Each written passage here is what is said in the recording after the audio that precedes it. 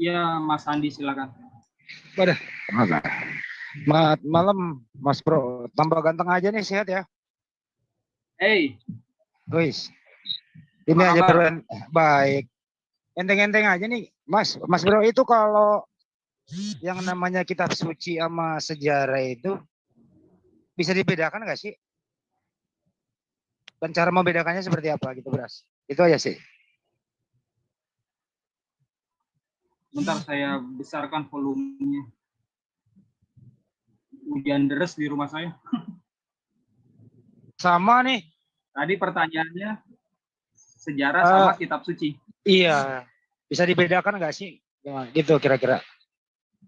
Nah, kalau kita belajar sejarah, kitab suci itu bisa jadi salah satu referensi dari sejarah, namun bukan referensi utama.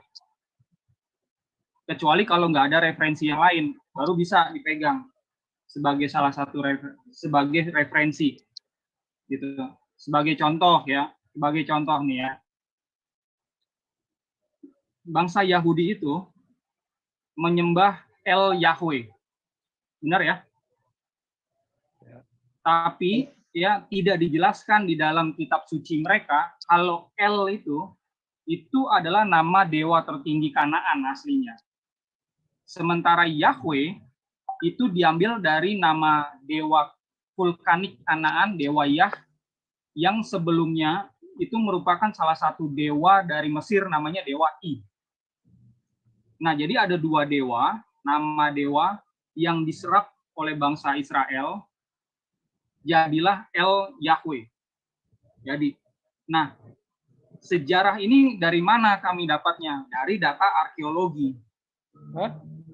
Ya, data arkeologi itu udah banyak, buku penelitiannya udah banyak. Inilah yang dipegang sama sejarawan. Jadi kitab suci ya itu tidak mengupas ini. Makanya kalau diskusi sama saya akan jabarkan dua-duanya. Dari sisi kitab suci bagaimana, dari sisi sejarah, data empiris sejarah itu bagaimana. Gitu. Jadi lengkap dia. Masuknya lengkap. Oke, Bang. Itu aja sih sama itu aja sih, yang lain dilanjut dulu. Terumung juga hujan gede. Oke, Bang Aldo. Mudah-mudahan masih ya, makasih. Shalom. Iya, Bang Aldo mau nanya. Mbak Elinda silakan. Tadi Bang Aldo sempat mengatakan bahwa PB itu bikinan orang Yahudi atau apa gitu. Iya. PB. Iya. Kata Bang Aldo itu PB katanya yang bikin atau yang apa tadi? Orang Yahudi gitu atau gimana tadi? Iya. Dari mana itu? Bukannya PB itu dari Syriak atau dari orang-orang Roma ya? Kok bisa Bang Aldo menyimpulkan kalau itunya dari Yahudi? Emang Yahudi itu Roma? Oke, jadi gini ya, kitab-kitab PB kalau kita lihat dari sejarah ya, Yesus itu kan ngajar dari 26 Masehi sampai 30 Masehi. Ya, dia nggak nulis buku ya. Nah, setelah dia nggak ada, murid-muridnya itu kan berpencar dan menulis kitab-kitab. Nah, kitab-kitab PB itu dimulai tahun 45 Masehi, kurang lebih muncul itu kitab Injil Markus dan Injil Matius dulu. Dari dua ini dulu, baru nanti mulai kitab-kitab yang lain. Ya, termasuk Paulus nulis, Petrus nulis, Yohanes nulis. Ya, jadilah kitab-kitab di abad 1. Nah, siapa penulis itu? Penulis itu adalah bagian dari 12 murid Yesus dan bagian dari 70 murid Yesus yang pertama. Gitu. Berarti Syriak itu Yahudi gitu ya, masuknya bangsa Yahudi gitu. Kalau Syriak, ya kalau Syria itu nama bangsa ya, tapi ada juga gereja yang labelnya itu, jadi Syriak Ortodok gitu. Syriak itu atau lebih tepatnya Antioquia Syria. Jadi di abad 1 pusat kekristenan itu kan Yerusalem. Nah, begitu dia melebar, menyebar, yang menjadi pusat berikutnya adalah Syria Antioquia ini. Disitulah pertama kali murid Yesus disebut Kristianos, jadilah Kristen namanya. Padahal di dalam budaya Yahudi, bukannya Kristen itu bawaan dari orang Roma, bukan dari Yahudi. Kurang tepat kalau dibilang seperti itu. Kristen itu sebutan disebut yang nyebutin orang Yahudi ke pengikut Kristus. Itu ada di Kisah Para Rasul waktu di Antioquia. Betul nggak, Bro? Ya, jadi gini, yang namanya orang Yahudi itu kan terpecah dua di abad 1. Ada yang terima Yesus, ada yang menolak. Nah, yang menerima Yesus itu disebut Mesikaye. Mesikaye ini ya Kristen di dalam bahasa Aramaik, karena orang-orang Yahudi abad 1 berbahasa Aramaik.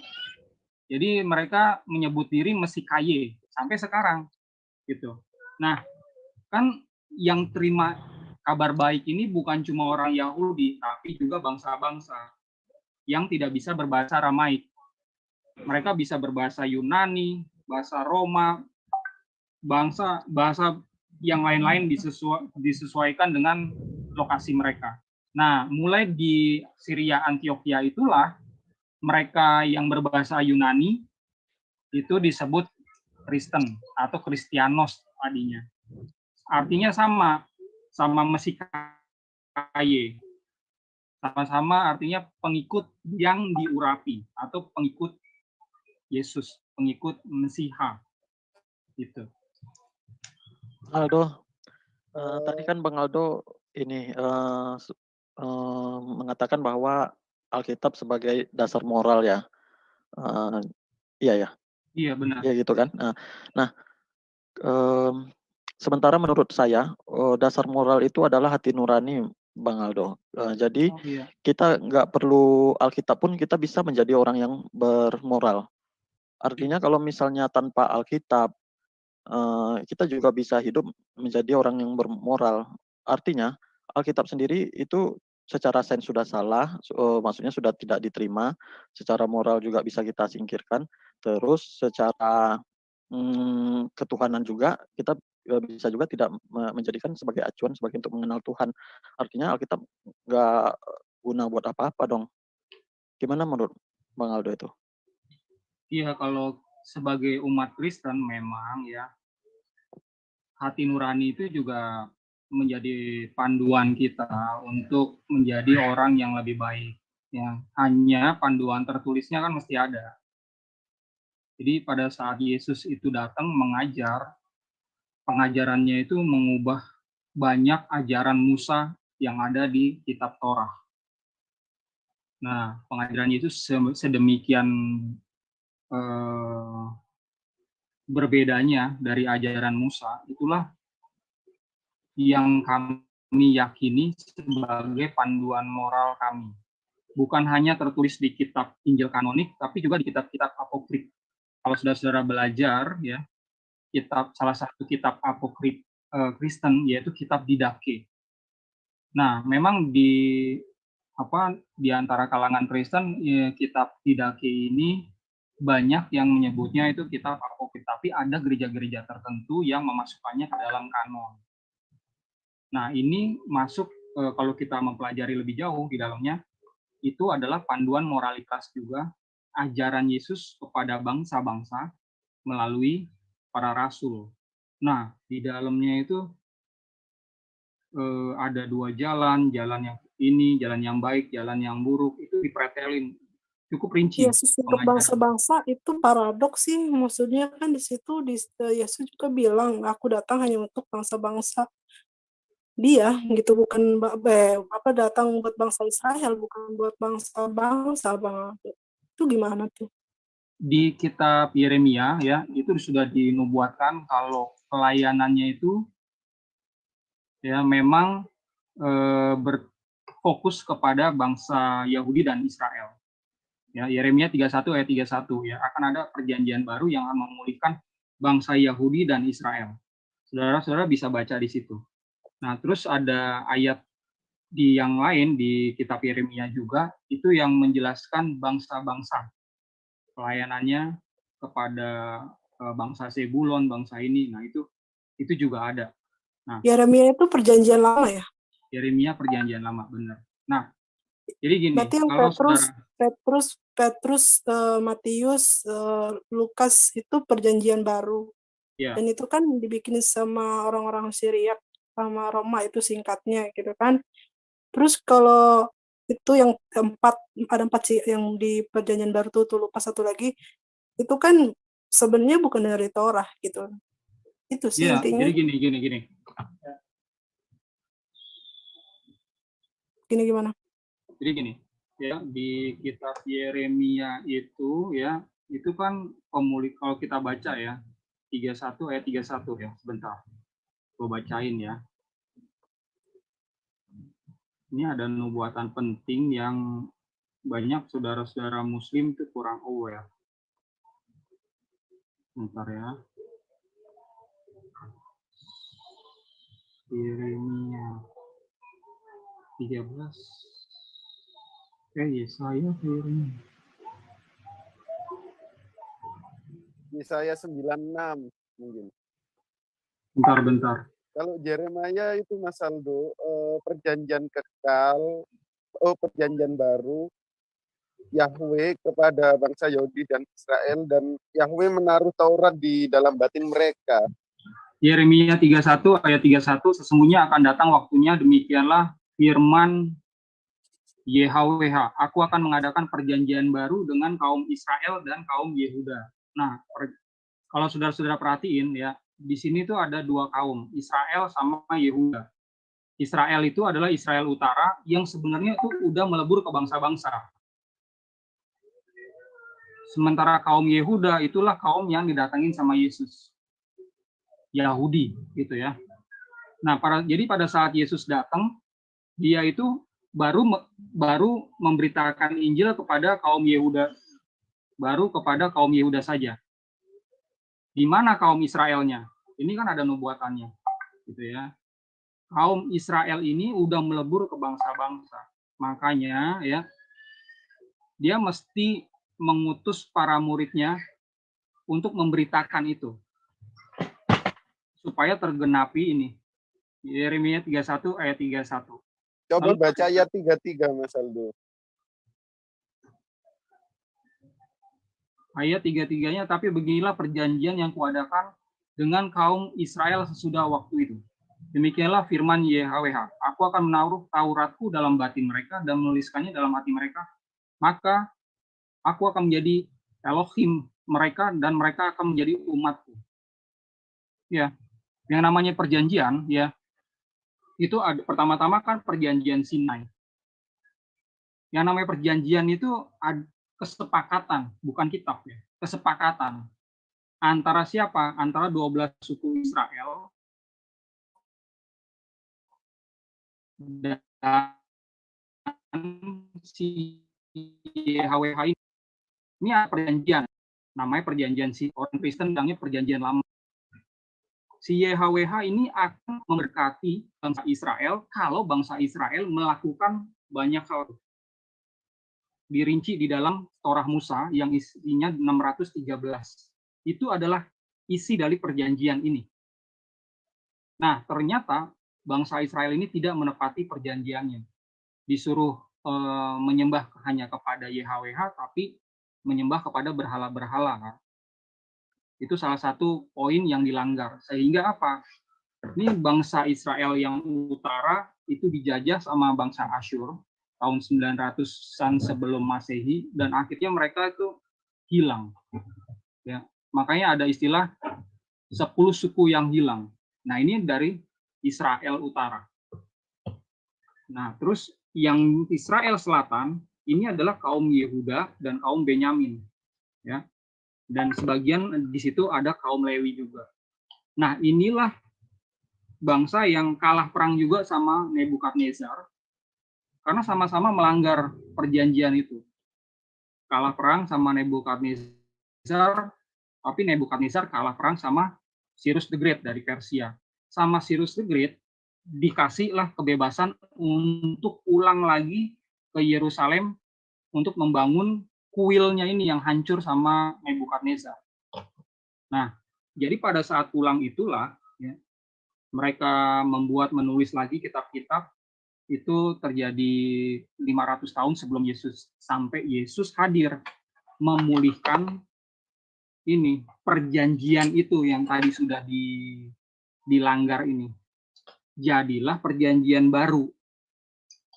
Tapi perjanjian baru ini bukan perjanjian hanya kepada Israel dan kepada Yahudi saja, tapi kepada bangsa-bangsa. Gitu. Karena Yesus selain di kitab ini kan tadi Israel Utara ini kan udah nggak ada kan. Ini udah melebur ke bangsa-bangsa. Nah, ini di Yeremia 31 ini harus ke Israel juga. Ini perjanjiannya nih.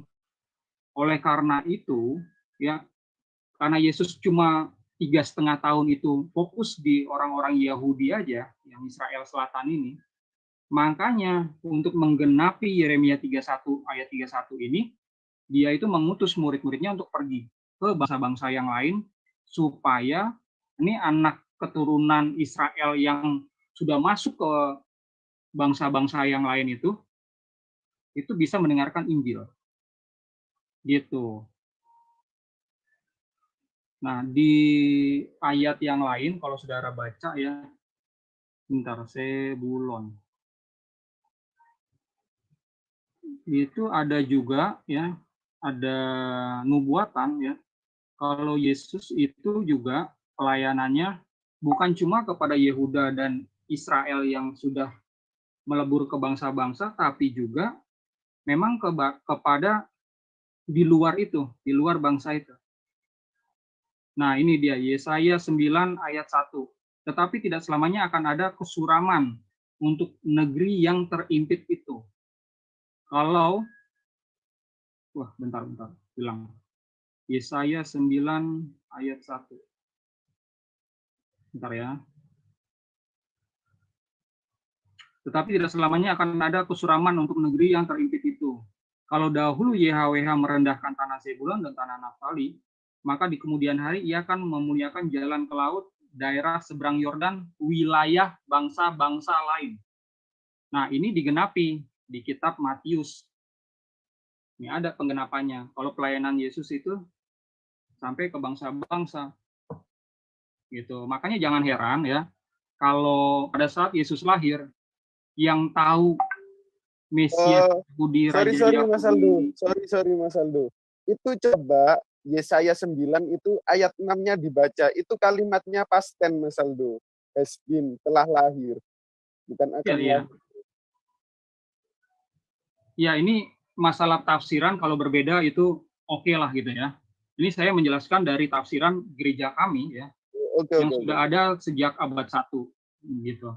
Jadi karena ini adalah nubuatan tentang Yesus, nah maka Yesus pada saat dia ngajar 3,5 tahun di kaum Yahudi ini nggak cukup, karena nubuatan ini ya itu mesti ke bangsa Israel yang melebur dan bangsa-bangsa yang lain. Inilah tafsiran yang saya dapatkan dari ajaran turun temurun.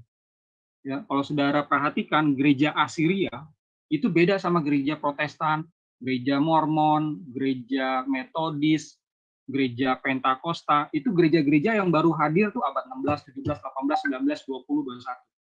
Nah, kalau gereja Asiria ini ada di abad 1. Sudah ada.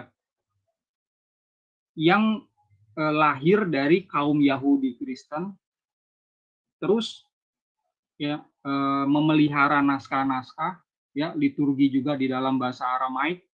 Sampai sekarang itu ada di gereja ini, dan salah satu cabangnya itu ada di Indonesia, dan saya salah satu rohaniawan yang ditabiskannya. Jadi kalau misalnya, ini kok ada perbedaan tafsiran ya sama saudara-saudara Muslim yang membaca ini, nggak apa-apa gitu. Ini saya share aja data atau pengajaran kami yang kami wariskan turun-temurun. Tapi Bang Aldo, Yahudi sendiri tidak mengakui tentang perjanjian baru itu. Gimana nyambungnya? Gini Mbak Elinda, mungkin Mbak Elinda ini ya miss gitu ya. Yahudi itu ya di abad 1 sekali lagi murid-murid Yesus Di abad 1 itu semuanya Yahudi. Ya. Ada murid 12, ada murid 70. Nah, setelah Pentakosta, pada saat Yesus ini udah nggak ada, Pentakosta itu ada di Kisah Para Rasul 2 ya. Itu terjadi 30 Masehi. Nah, di situ mulailah bangsa Yahudi itu ribuan itu masuk ke dalam Yahudi Kristen percaya Yesus. Ini di Yerusalem. Ya, sampai tahun 62 salah satu uskup atau gembalanya namanya Yakobus. Ini juga Yahudi ya. Ini mati martir sehingga ribuan jemaat Yahudi itu pergi dari Yerusalem ke Pela. Meninggalkan Yahudi lain yang nggak percaya Yesus. Nah, Yahudi yang lain itu perang kan sama Romawi. Tahun 70 mereka kalah. Tahun 132 135 ya, mereka kalah juga perang. Sehingga Yahudi yang nggak percaya Yesus ini itu terserak. Karena kalah perang, daerahnya itu tanah Yudea pada saat itu dihancurkan sama Romawi. Ya. Terus bait suci juga tinggal puing-puingnya kan. Sekarang cuma ada satu tembok gitu doang kan. Nah, karena mereka berpencar, mereka beranak cucu gitu kan. Tapi masih Yahudi nih mereka. Nah, sejak abad 19, kalau Saudara Elinda ketik di Google, Jews for Jesus, Israel, One for Israel, ya, atau Messianic Judaism, Messianic Jews. Itu adalah orang-orang Yahudi yang percaya kepada Yesus sebagai Tuhan Juru Selamat sekarang. Dan itu jumlahnya jutaan semenjak abad 19. Itu seperti tsunami, ya. Tsunami murtad ya dari Yahudi ini, sehingga pemerintah Israel dan kaum Yahudi Ortodok itu mencoba memendungnya sekarang supaya nggak banyak lagi terjadi pemurtadan. Berarti di Israel sana juga ada semacam kayak misionaris juga ya? Di sana kalau saudara pergi ya sekarang ke sana di Israel itu ada 72 jemaat Yahudi Kristen. Jadi ada gerejanya khusus gitu loh. Ada sinagoganya khusus. Ya, kalau 10 tahun yang lalu itu belum ada. Tapi sekarang sudah sampai 72 sinagoge. Jadi ini khusus Yahudi yang percaya Yesus. Gitu. Sinagoge-sinagoge yang lain ya, itu punya Yahudi yang nggak percaya. Itu jumlahnya tentunya lebih banyak. Ya. Nah, jumlah Yahudi Kristen ini makin lama makin meningkat kalau kita lihat angkanya sekarang. Jadi banyak gitu. Baik itu yang di luar maupun yang di dalam Israel, bangsa Israel, negara Israel sekarang. Mungkin lebih tepatnya kali ya, lebih tepatnya saking banyaknya ya seperti di Indonesia gitu kan, misionaris semakin berkembang dan di sana pun makin berkembang. Sedangkan bangsa Yahudi sendiri gitu kan, Bang Aldo ya, bangsa yang apa namanya orang Israel sendiri ibaratnya kayak Israel kan ajarannya tidak untuk seperti menyiarkan gitu, tapi hanya untuk di dalam gitu kan. Sedangkan beda dengan Nasrani atau Kristen atau Islam gitu kan, menyiarkan. Jadi mungkin lebih ini gitu, mungkin lebih banyak kemisionarisan jadinya, jadi banyak yang murtad mungkin ya begitu. Benar, itu benar sekali. Kalau agama Yahudi ya, itu agama tribalisme atau agama suku. Sama kayak kalau di Indonesia kayak Kaharingan, kayak Sunda Wiwitan, kayak Parmalim ya. Seperti itu. Bagaimana saya mau jadi penganut Parmalim? Ya harus kawin sama orang Batak Parmalim. Ya, mereka nggak punya penginjil, mereka nggak punya pendakwah. Sama nih, orang Yahudi juga seperti itu. Mereka tidak mendakwah. Nah, inilah yang membedakan dengan Yesus. Kalau Yesus dia di Amanat Agung, Matius ayat yang terakhir ya, itu mengajar atau menginstruksikan kepada murid-muridnya untuk mengabarkan kabar baik, mengajarkan apa yang dia ajarkan kepada bangsa-bangsa lain. Jadi ini adalah agama universal. Kalau yang diajarkan sama Yesus. Nah, yang kemudian disebut agama Nasrani lah, agama Kristen lah, ya, dan yang lain-lain. Jadi Apa jadi beda? jadi Kristen itu menyebarkan disuruh menyebarkan menyiarkan itu kata-kata Yesus sendiri ya atau Ya, kata murid-muridnya. Matius Yesus sendiri. 28:19. Ya, Yesus sendiri. Gitu. Ayatnya di mana Bang Aldo? Biar dicek di mana? Di Matius ayat yang terakhir. 28:19. Ya, kebetulan Itu saya gimana Bang Aldo? Gimana bacain? ya kebetulan saya menerjemahkan ya kitab PB Aramaik Injil Matius ke dalam bahasa Indonesia yang baik dan benar. Kalau saudara-saudara pegang yang LAI, itu banyak terjemahan yang salah, ya, karena nggak ngikutin aturan yang ada di Indonesia. Ya, itu rancu jadinya. Itu cukup untuk mereka yang jadi jemaat.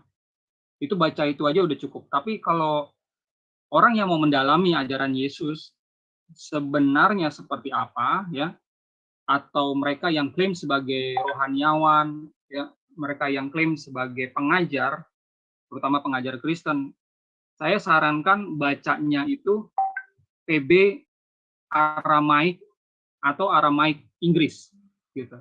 Nah, saya sudah menerjemahkan yang Matius doang nih, dari Aramaik ke Indonesia, karena Yesus itu berbahasa Aramaik, Yesus nggak berbahasa Yunani, gitu.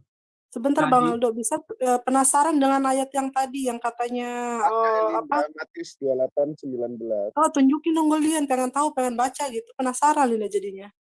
Ya, Matius 28 ayat 18 dulu. Dan Yesus datang berbicara dan berkata kepada mereka, semua kuasa di semaya atau tingkap-tingkap surga dan di bumi telah diberikan kepadaku. Seperti Bapa mengutus aku mengutus kalian. Pergi dan ajarlah semua bangsa. Baptislah mereka dalam nama Sang Bapa, Sang Anak, dan Sang Roh Kudus atau Ruha Kusta. Ayat yang terakhir.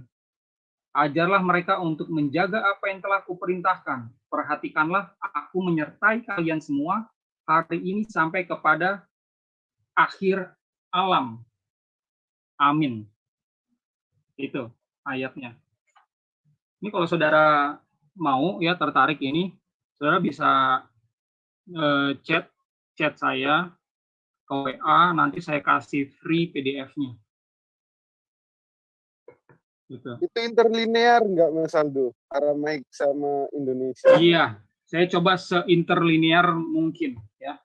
Ini. Nggak, maksudnya atasnya Aramaik, bawahnya Indonesia gitu atau gimana? Iya, jadi kalau saudara baca ya per lembarnya ya.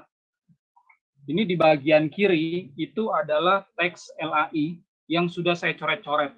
Saya koreksi berdasarkan tata bahasa Indonesia yang baik dan benar. Ya, itu yang kiri. Koreksi LAI. Yang kanan ya, itu ada terjemahan bahasa Indonesia Aramaik ke Indonesia, saya yang buat, lalu ada terjemahan Inggris, lalu ada bahasa Aramaiknya seperti apa.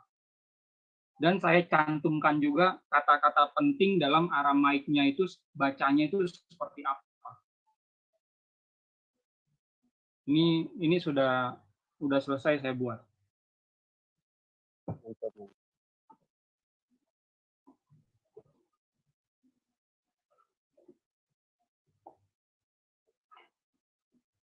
Gitu. Jadi ada perbedaan ya PB Aramaik dan PB Yunani. Kalau saudara-saudara nonton diskusi saya sama Pak Kamarudin kemarin di GM Mualaf, itu saya sudah paparkan ya perbedaannya apa saja ya, contoh-contohnya ya. Kelemahan di dalam dokumentasi kekristenan itu ada di PB Yunani. Ada banyak naskah, tetapi ada banyak perbedaan teks gitu. Nah, bagaimana solusinya? Nah, itu saya jabarkan. Baca kitab PB Aramaiknya. Kalau mau memahami dengan baik ajaran Yesus, ya sebenarnya sudah cukup sih. Inti-intinya itu tersampaikan juga kalau kita mempelajari naskah yang Yunani. Hanya saja kalau kita mau levelnya itu lebih tinggi lagi, mempelajari ajaran Yesus, belajarnya yang Aramaik. Kayak kayak saya nih, kalau saya mau mempelajari Islam, ya, saya bisa mempelajari Quran bahasa Inggris. Saya bisa mempelajari Quran terjemahan bahasa Indonesia. Tapi alangkah baiknya kalau saya mempelajari Arabnya juga kan. Betul. Gitu. Jadi bahasa Yesus, nah saudara-saudara mesti pahami, Yesus tidak berbahasa Yunani pada saat ngajar. Yesus berbahasa Aram. Gitu. Nah, satu kata Aram aja itu bisa definisinya beberapa. Nah, pada saat disalin ke bahasa Yunani, pasti nggak semuanya dong disalin. Sebagai contoh, kata berdoa. Di situ ada kata slota. Dari asal kata sela. Artinya apa? Ya, kalau di dalam Yunani, ya artinya berdoa. That's it, titik. Tapi kalau kita belajar Aramaiknya, sela itu artinya membungkuk, ya. Lalu arti yang kedua adalah mengarah kepada satu kiblat. Arti yang ketiga adalah konsentrasi. Itu definisi doa. Lebih ke arah sembahyang gitu kan Mas Aldo. Ya, bisa dibilang gitu loh. Ini yang kalau saudara-saudara tanya ke teman-teman Kristen, cuma satu atau dua yang bisa menjawab seperti ini. Karena mereka belum mempelajari bahasa ini, bahasa Aramaik ini. Di Indonesia ya, yang mempelajari ini masih sedikit. Mempelajari budaya bahasa Yesus pada saat dia hadir di bumi itu sedikit, ya. Mempelajari sains tambah sedikit lagi gitu. Inilah kenapa fokus saya di dalam pengajaran itu saya tidak mendirikan jemaat seperti rohaniawan yang lain.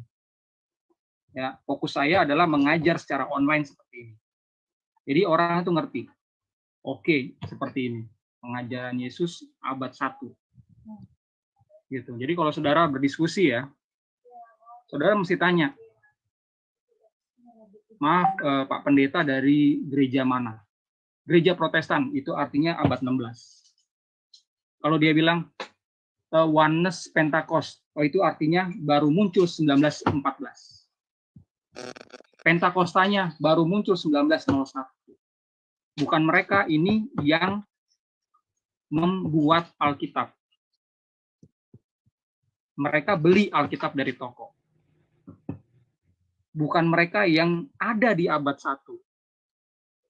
Ya, bukan mereka yang melestarikan naskah-naskah, menulisnya, mengkanonnya, menerjemahkan di awal, bukan mereka.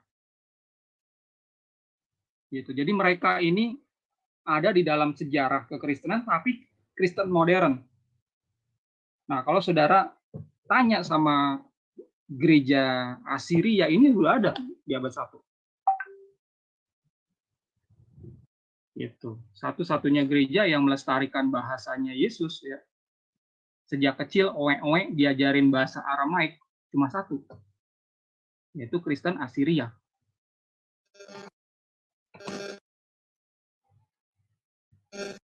Begitu rekan-rekan. Gini Bro Aldo. Ya silakan.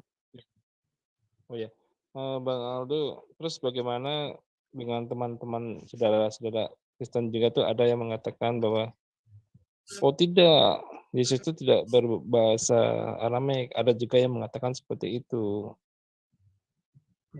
Bang Aldo seperti apa, Bang?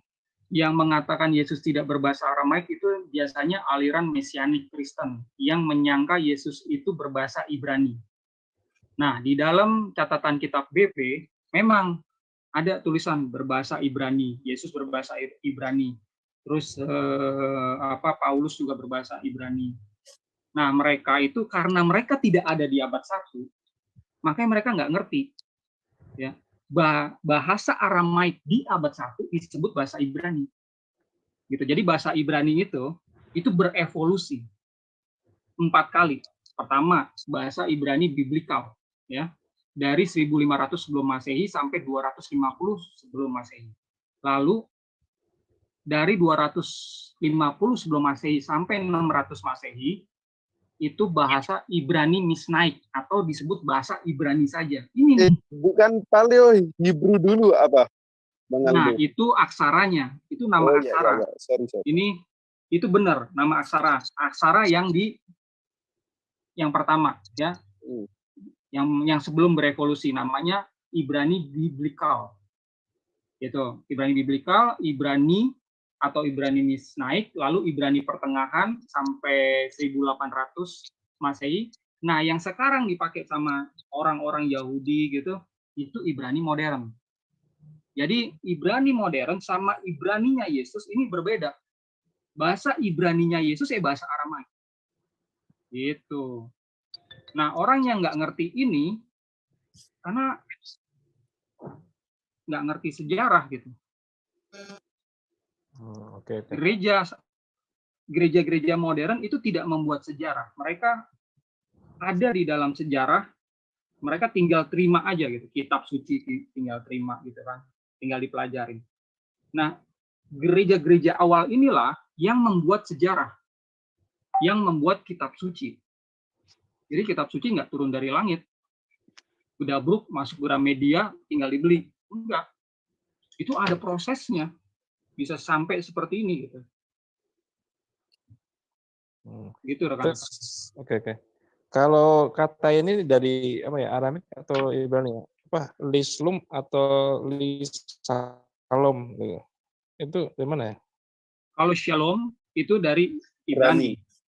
Kalau Aramaiknya Shlama atau Shlomo. Artinya damai atau salam, salam ya, di dalam bahasa Arab. Bahasa Indonesianya salam. Salam ya. Itu contohnya yang mengindikasikan Yesus berbahasa Ibrani itu waktu mau disalib di terjemahan LA itu dituliskan dan dia berbahasa Ibrani sambil berkata Eli lama sabachthani. Ya. Itu tertulis Ibrani ya. Karena bahasa saat itu bahasa Aramaik disebut Ibrani. Makanya orang banyak salah paham gitu. Bahasa Indonesia kita aja kan beda kan. Bahasa Indonesia sekarang sama bahasa Indonesia yang pada saat kita merdeka beda kan. Kalau dulu kan ada TJ gitu, ada OE, SOE, Harto. Sekarang udah gitu kan. EYD. Nah, enggak, sekarang udah bukan EYD, Pak. Sekarang PUEBI. Peraturan Umum Ejaan Bahasa Indonesia. Nah, ada lagi.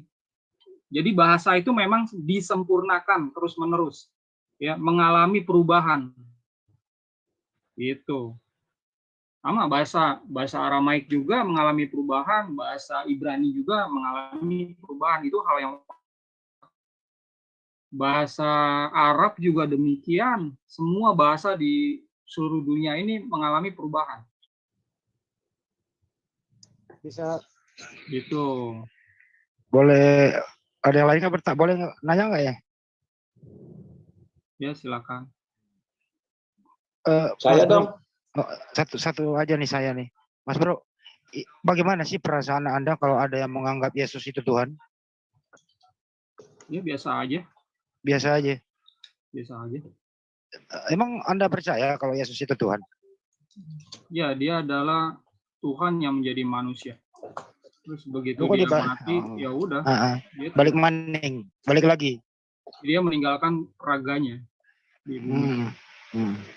Iya. Jadi nggak ada masalah dong kalau Yesus itu Tuhan gitu. Biasa aja, nggak ada masalah. Orang yang menolak dia juga nggak apa-apa. Kalau ada yang mengatakan Yesus lah yang menciptakan ibu kandungnya, masuk akal nggak, Bro? Nama Yesus itu adalah nama manusia ya. Jadi pada saat dia berkarya di dalam keilahiannya ya, itu namanya belum Yesus. Waktu itu jadi tapi oknum yang sama. Oknum yang sama. Oh ya, artinya oknum yang sama ini yang menciptakan ibu kandungnya begitu? Oh, manusia itu berevolusi, Pak, nggak diciptakan sama Tuhan. Oh, enggak ya. Adam gitu? Adam itu tidak eksis, Pak. Adam itu adalah kisah kiasan. kan nggak ada Adam buktinya, nggak ada buktinya Adam ada gitu. Itu adalah kisah yang sudah ada 3.400 iya. tahun sekarang, belum ada buktinya sama sekali. Dan sebenarnya itu bertentangan dengan sains. Oh, bertentangan dengan sains ya. Jadi manusia kalau menurut Anda manusia pertama Adam ini tercipta dengan sendirinya apa tumbuh bagaikan ulat gitu? Pak, nggak ada namanya Adam, Pak. Tidak ada Nggak ada. namanya manusia pertama. Tidak ada namanya manusia dari debu tanah. Tidak ada yang namanya manusia pertama punya istri dari tulangnya. Itu nggak ada, Pak. Kalau menurut Anda jadi nggak ada manusia pertama di muka bumi? Bukan menurut saya, Pak. Menurut sains, menurut sejarah. Menurut sains tidak ada manusia pertama di muka bumi, begitu ya, Pak? Tidak ada. Jadi manusia itu namanya satu spesies itu ada dalam kurun waktu yang cukup lama, berubah gitu, berubah kecil. Nah, itu 1 juta tahun kemudian itu berubah dari sekarang. Nah, itu spesiesnya jadi berbeda. Dari manusia yang ada 1,2 juta tahun yang lalu, ini manusia purba ini. Nah, itu 300.000 atau sampai 200.000 tahun yang lalu itu jadi sapiens, jadi kita nih. Kalau sumber atau bahan dasar manusia itu dari mana sih, Mas? Manusia itu ya semuanya ya itu dari genetik, Pak. Jadi zaman dulu dari sebelum spesies kita nih, manusia sapiens, itu nggak dari tanah, Pak, tapi dari spesies sebelumnya yang mengalami perubahan. Apa nama spesiesnya? Manusia purba. Oh, jadi manusia purba sumbernya, Pak. Jadi Anda setuju dengan teori Darwin? Ini sains, Pak. Bukan teori. Belum ada yang bisa membantahnya. Kalau menurut Anda sainsnya seperti apa sih itu manusia tercipta? Nah, tidak ada namanya manusia diciptakan, Pak, di dalam sains. Manusia itu adalah gimana, Pak? Ada dari proses evolusi. Nah, Bapak mesti pelajari lagi. Evolusi itu kalau ciptakan kan gini ya. Iya, paham. Dalam 1 hari blek langsung atau ketika blek ada. Nah, jadi gini. Saya kasih tahu. Silakan. Kalau Bapak pelajari bukunya Nahum Sanrna, ini adalah profesor Yahudi. Ya, dia ini pakar Ancient Near East. Jadi ya bangsa Israel itu kan keluar dari perburuan Mesir 1300 sebelum Masehi ya. Keluar nih. Nah, mereka ini adalah orang-orang ex Mesir ya yang membawa budaya Mesir, tapi ajarannya belum ada sebagai suatu bangsa. Ya kan? Jadi kalau manusia menurut Anda kan dari ya silakan. Sorry. Ya. Nah, karena ini nggak ada ajarannya, sama kayak Muhammad ya. Pada saat dia hidup, dia kan mengajar pengikutnya kan ajaran-ajaran dari sesembahannya, dari Tuhan yang diyakininya. Muncullah ajaran itu. Tek gitu kan ya. Secara nggak langsung keseluruhan, tapi sedikit demi sedikit gitu. Sama Musa juga gitu, Pak. Ya, ini dia begitu dia memimpin bangsa Israel itu, ya, dia harus ngajar dengan ajaran yang baru. Muhammad tidak mengajarkan pengikutnya ajaran pagan, kan? Ajaran pagan di Arab. Sama. Baik. Musa juga demikian. Kalau ada ajaran-ajaran tentang penciptaan di bangsa Mesir, di bangsa Sumeria, di bangsa Kanaan. Termasuk penciptaan alam semesta dan penciptaan manusia. Begini, Pak Sem, saya tarik. Begini aja, Pak. Bentar, saya coba jelaskan dulu ya, karena yang mendengar bukan cuma saudara. Ya. Silakan. Jadi si Musa ini ya tidak mau bangsa Israel yang dia pimpin ini menerima pengajaran dari bangsa-bangsa yang lain. Makanya dibuatlah suatu ajaran yang dikemas di dalam cerita yang menarik. Ya, jadilah kisah-kisah yang ada di Bible itu. Terutama kisah Kejadian 1 sampai Kejadian 11. Itu adalah kisah-kisah kiasan. Ya, itu tidak terjadi benar-benar, tapi itu adalah cerita rakyatnya yang dia buat, si Musa buat, sehingga itu bisa dilestarikan. Kalau hanya menceritakan kamu jangan begini, kamu jangan begini, kamu harus lakukan ini, itu akan dengan mudah dilupakan oleh generasi berikutnya.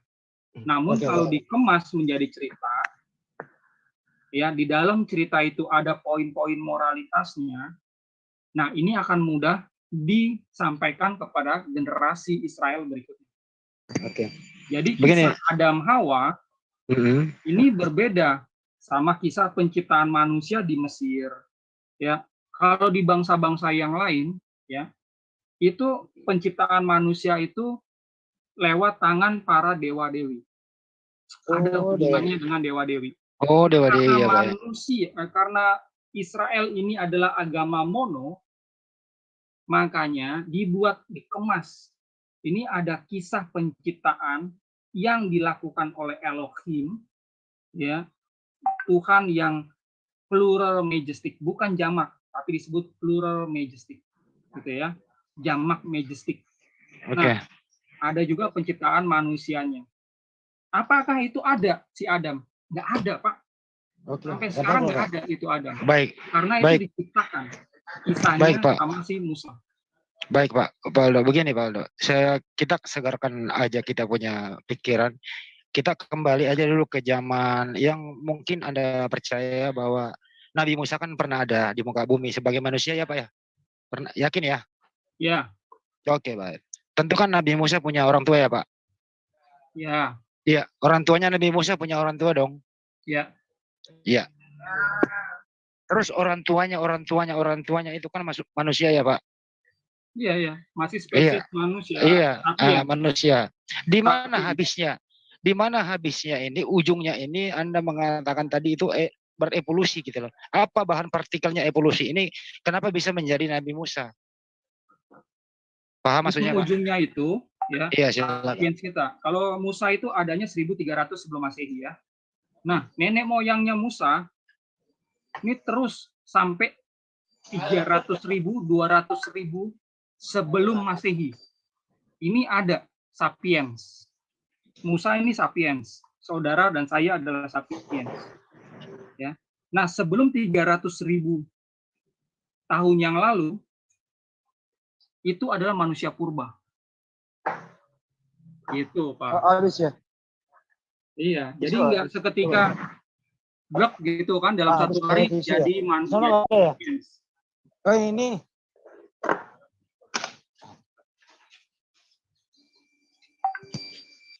Sorry lanjut Pak, sorry.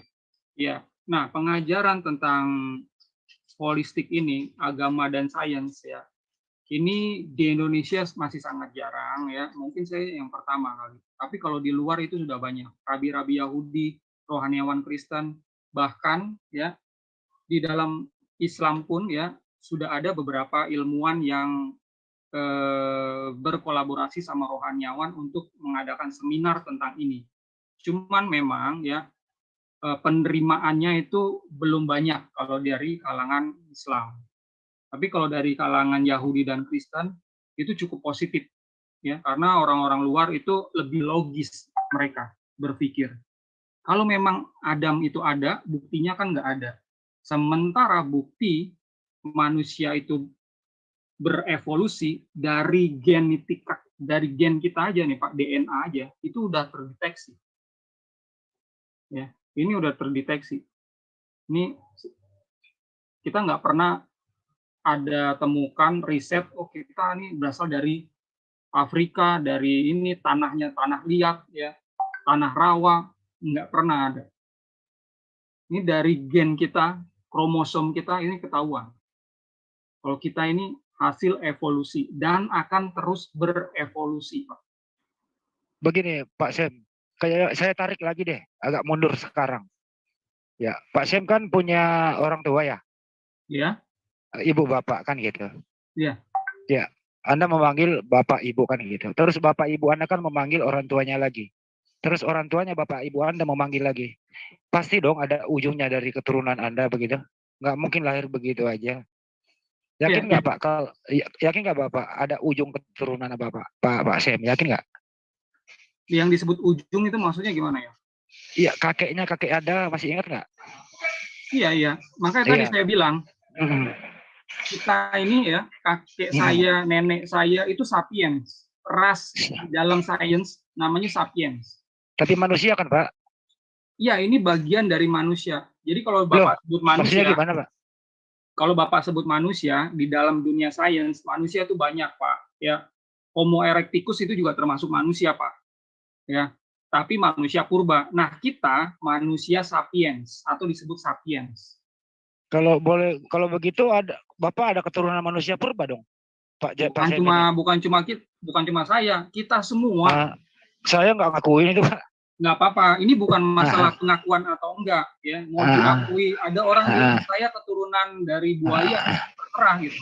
Tapi data nggak bisa dibantah kalau data empiris Pak. Ini kalau Bapak mau baca ya buku bagus. Ini sudah ada terjemahan bahasa Indonesianya dan bisa di-download dari internet. Ada PDF-nya. Sapiens ya, karya Yuval Noah Harari. Ini ilmuwan dari Israel. Kalau Bapak mau pelajari, ini bagus. Jadi kalau itu termasuk evolusi Darwin ya Pak Aldo? Enggak. Bu, ini bukan evolusi. Ini evolusi. Ini evolusi yang kita bicarakan adalah data science. Ya. Agama kayak Islam. Di kitab paham sendiri mengatakan tidak seperti itu. Sebentar Bu Linda. Makanya gitu. Kalau kita bicara tentang agama, kita harus lihat ya, kitab itu tidak semuanya bicara tentang sejarah. Jadi ada kisah-kisah kiasan ya yang ditulis sama Musa, juga kisah-kisah kiasan yang diajarkan sama Yesus. Nah, itu bukan sejarah. Kita harus pahami itu. Oke, jadi saya simpulkan bahwa Sem Aldo ini ya keturunannya dari bukan manusia atau dari manusia purba. Keturunan dari orang tua Anda, kakek Anda, dan ujungnya di sana dari manusia purba sehingga menjadi Sem Aldo sekarang, begitu? Iya Pak, menurut data sains, menurut sejarah. Ya, oke. Baik. Makasih Pak Sem ya atas kejujuran Anda. Yang sepertinya Anda melawan ilmu pengetahuan kalau menurut saya nih Pak. Pak, namanya ilmu pengetahuan itu sains Pak. Jadi sejak kita sekolah ya, kelas 2 SMA itu udah ada mata pelajarannya. Baik. Pelajaran biologi di situ udah ada. Saya juga sejak SMA juga sudah meyakini evolusi. Saya diminta untuk paparan tentang evolusi. Itu sudah sejak kelas 2 itu. Dan dari dulu sampai sekarang ya, itu bukti tentang evolusi itu tidak terbantahkan. Jadi mau itu ilmuwan Islam kek, Yahudi kek, Kristen kek, agnostik kek, mereka malah memperjelas adanya evolusi ini. Oke, jadi kakek nenek Anda itu zaman dulu sekarang berentetan itu berarti berawal jadi tidak ada hubungan seksual, tidak ada kehamilan, begitu? Loh, ini evolusi itu bisa ada karena ada keturunan Pak. Dari seksual, enggak cuma pandang-pandangan gitu terus tiba-tiba dia hamil. Ya enggak. Ya. Kalau gitu normal dong Pak, keturunan itu normal kalau kita ada makanya manusia purba. Jadi gini Pak ya. Iya silakan Pak. Sorry. Bapak sama anak Bapak ya. Itu ada perbedaan kan Pak? Enggak ada bedanya Pak. Manusia sama Pak. Enggak. Secara misalnya nih rambutnya, matanya, bentuk fisiknya, pasti dong ada perpaduan antara istri Bapak dan Bapak yang ketemu di anak. Benar? Tapi yang Anda barusan katakan itu perpaduan itu tetap anak saya manusia Pak, bukan berasal dari manusia purba. Iya. Ini saya nggak bicara tentang keluarga Bapak deh ya. Saya bicara keluarga saya dan keluarga manusia pada umumnya. Ya. Nggak apa-apa Pak. Anaknya tidak bisa Pak, manusia pada umumnya tidak memiliki ekor Pak. kita tidak memiliki ekor, Pak. Oke. Sorry, Ekor kita jangan. memiliki ekor. Maaf. Ekornya di depan. Tulang ekor itu Lu ada. nggak jelas Jadi gini lu, ya. Lo nggak jelas lu. Kalau kita bicara tentang Saya- sains, ya, Hargai. kita mesti Kita- netral, ya. Kita hormati. Kita harus sedikit tinggalkan dulu. Kita bicara data sains, gitu. Gini, data sains, data riset tidak bisa dibantah oleh ajaran agama manapun. Nah, ini mesti Kata dipahami. siapa nggak bisa dibantah? Jadi- Kata siapa? Jadi Lu sebentar, lebih jadi percayai sama yang namanya teori daripada ketetapan, ya. Yang Jadi namanya kesimpulan- dosen Nggak apapun bisa juga, pada saat Jangan. pada bicara penciptaan tentang alam semesta, saya Dia pada sehat. saat penciptaan ada manusia, risetnya. dia sehat. buntu. Tapi Al-Quran menjawab itu semua. Ya, oke. Ya, Oke. jangan percaya sama teori. Teori itu cuma teori, bukan sebagai suatu ketetapan. Kecuali udah dijadikan sebagai hukum. Teori Darwin mengatakan manusia berasal dari monyet. Teori, bukan ketetapan. Ilmu mana yang bisa menjelaskan soal penciptaan manusia? Buntu. Buntu semua juga. Sejarah manapun juga buntu. Tapi Al-Quran menjawab itu semua. Ya, saya Maldo ya. Oke. Begitu. Jadi kesimpulannya Pak Sem bahwa Nabi Adam menurut Anda nih ya, saya terhubung mau kalau ada yang jawab ke sini. Artinya menurut Pak Sem adalah Nabi Adam itu fiktif menurut Anda, betul ya? Gini Pak Pak ya, Sem? saya diundang di sini sama Pak Dedi untuk share ajaran saya. Iya, Saya tidak makanya mau Pak. berdebat ya. Kalau Saya nggak Anda debat, Pak. merasa tidak yakin, nggak apa-apa.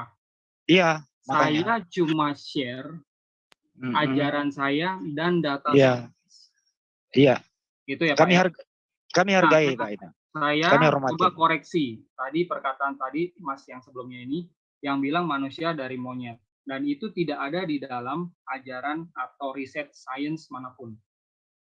Itu datang dari pemikiran orang yang belum memahami sains, sehingga dengan Kita pun orang bersekolah ya. Kita Ya. percaya sama Wajakensis, ya kan, Ya.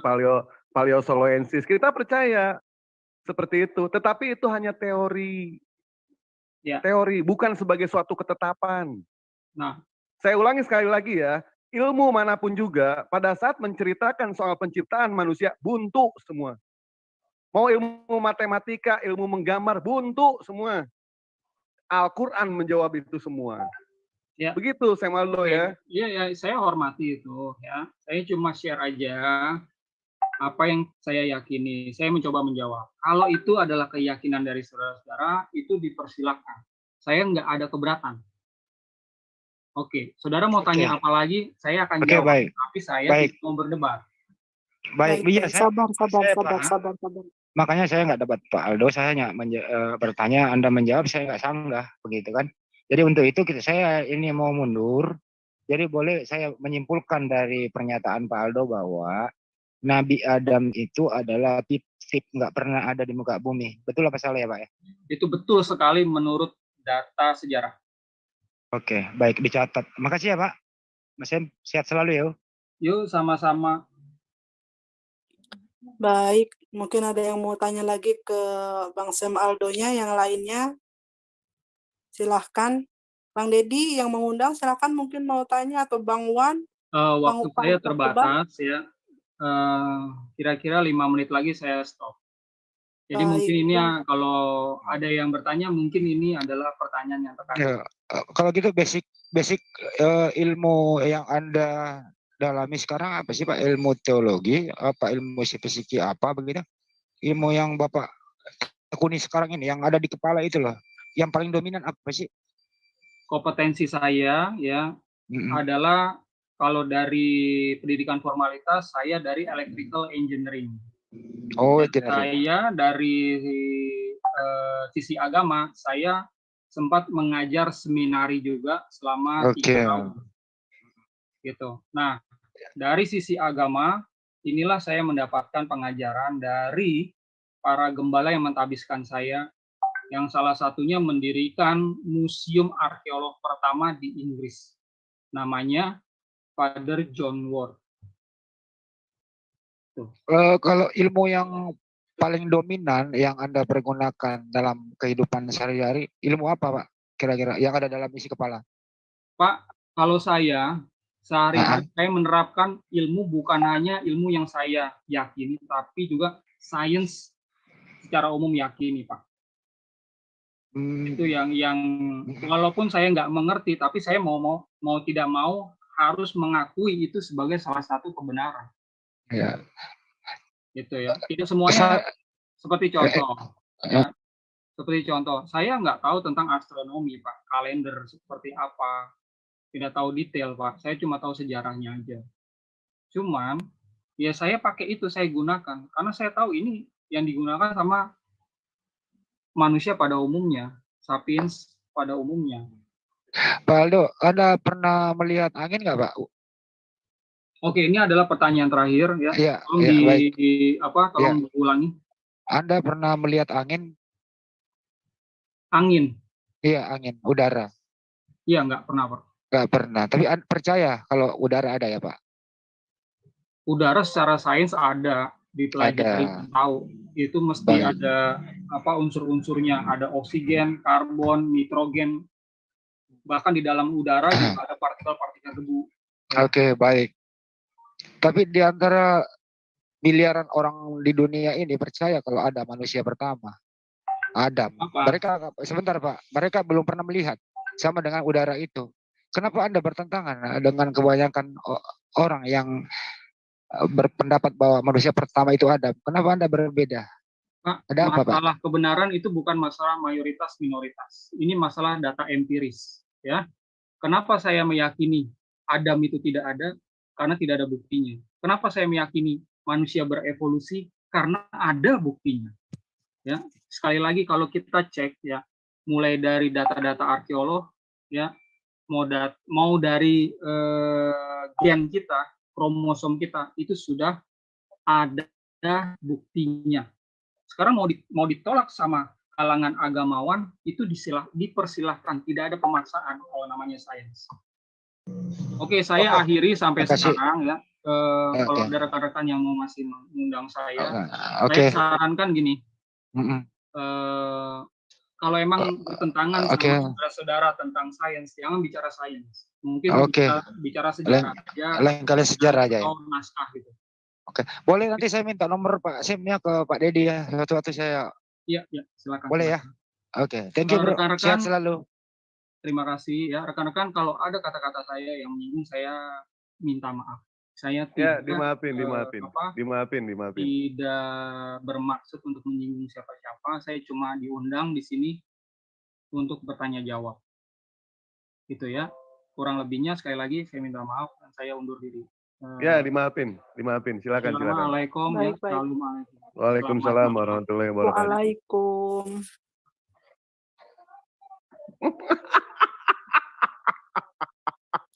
Anjay, savage banget Bang Dewa datang-datang langsung nyeruduk.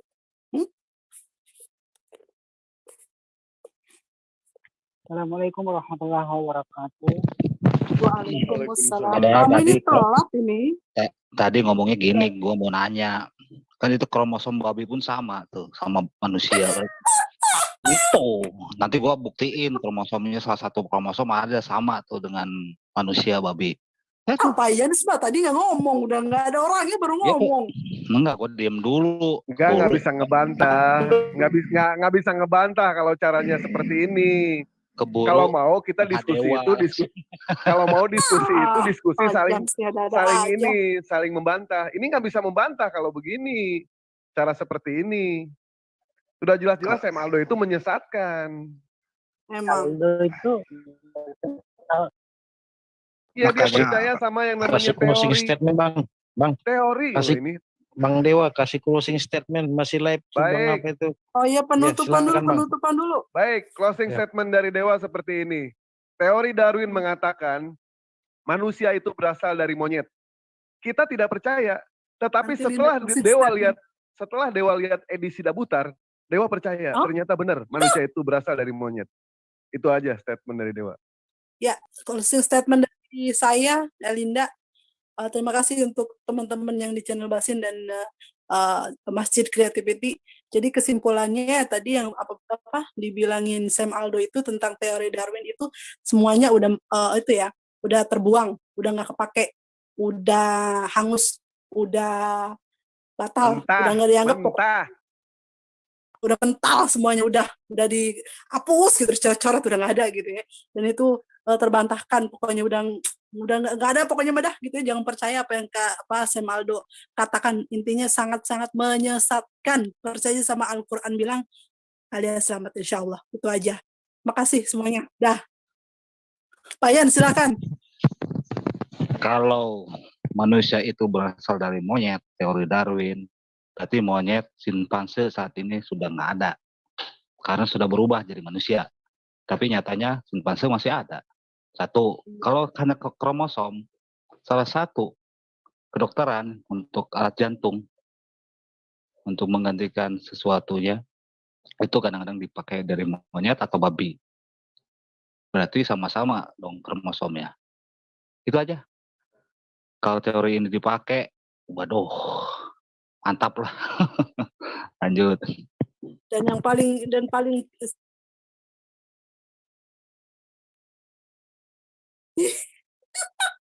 di grup WA juga ada monyet ternyata masih ada. Siapa? Edis Tidak Butar salah satunya. Itu aja ya. Tiap hari Dewa kasih pisang. Intinya kita tidak berbuntut Bang Dewa. Nggak ada buntut di depan. Di depan buntutnya ada. Halo. Yang saya tangkap tadi dari Sam Aldo itu melawan ilmu pengetahuan, melawan kenyataan, melawan yang bersifat umum, semua dilawan dengan ilmu yang mereka miliki yang dianggap benar menurut dia sendiri. Kenapa? Karena tadi tanya jawabnya itu adalah Nabi Adam itu piptip menurut dia. Terbentuknya manusia pertama itu dari partikel-partikel dari para dewa-dewa. Maaf, Sam Aldo tadi itu nggak setuju dengan teori Darwin. Dia hanya mengatakan bahwa manusia itu tercipta dari partikel-partikel, kemudian bermanifestasi menjadi manusia menjadi Sam Aldo sekarang. Jadi keturunan Sam Aldo, jadi mulai Sam Aldo sampai keturunannya itu tidak berujung, artinya tidak berujung berbentuk manusia. Paham maksudnya ya? Enggak paham. Emang enggak paham Linda. Saya ulang ya. Sam Aldo yang Anda lihat, jangan ketawa. Sam Aldo yang Anda lihat tadi, menurut dia orang tuanya ada. Terus orang tua dari orang tuanya ada. Tapi di ujung dari keturunannya itu bukan berbentuk manusia. Paham maksudnya? Terbentuk dari partikel-partikel. Emang begitu tadi tanya jawabnya. Nggak lihat salah apa. Nah itulah orang kalau melawan ilmu pengetahuan. Makanya juga jangan jangan ya maksud saya gini, jangan dilawan kayak Sam Aldo itu, jangan ditekan. Dibiarkan saja dia berbicara. Lebih banyak bicaranya, semakin banyak, semakin enak didengar. Kelucuan dan stand up-nya begitu. Jangan ditekan gitu. Nanti enggak mau balik lagi Bang gitu loh. Handi harusnya dikasih di itu kitab tentang Sutarma tadi Bang Handi. Jangan Bang Handi. Kalau ya, kalau ditekan nanti muncrat loh Bang. Tuh, lanjut dulu ada tamu nih terakhir nih. Sebentar aku balik lagi. Oh ya udah Bang Hadi closing statement dong. Udah ditutup. Udah tutup aja Basin. Ya udah akhirul kalam untuk Basin channel, untuk Ivan Villa, untuk yang di live chat yang ada di channel yang ada di Zulfikar channel, lalu ada di Basin channel, Bamtri channel, Penegak Islam channel, Membuka Islam channel, lalu Erlinda Truth Seeker channel, habis gitu ada Evarhan Evarluk channel, dan yang terakhir Muslim B channel yang nggak live hari ini. Karena sudah closing statement dan akhirul kalam, saya ucapkan wassalamualaikum warahmatullahi wabarakatuh.